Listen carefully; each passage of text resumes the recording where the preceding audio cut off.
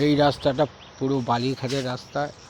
এখানে দিয়ে সব বালির গাড়ি পাস হয়। সামনে বালির খাদ। এখন বালির খাদ বন্ধ। এই বর্ষাকালটা 3 মাস বন্ধ থাকে। এখন শুনশান। একটা কথা, বালির খাদ বন্ধ হলে বালি যদি মানুষ না পায় তাহলে অনেক গরিব মানুষরা কাজ করতে পারে না। যেমন রং মিস্ত্রি থেকে কাঠের মিস্ত্রি থেকে শুরু করে যে কোনো মিস্ত্রি বালি পাবে, তারপরে তো কাজ হবে। আগে প্রথম বালি দিয়ে বাড়ি করবে, তারপরে রঙের কাজ, তারপরে কাঠের কাজ। এইসব লেবাররা এখন বসে আছে পুরো 4 মাস ধরে।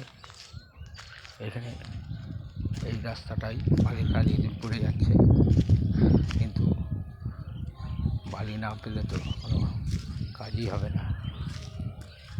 তাই এখন 4 মাস অপেক্ষা করতে হবে। কালী পূজার পরে ঘাট খুলবে।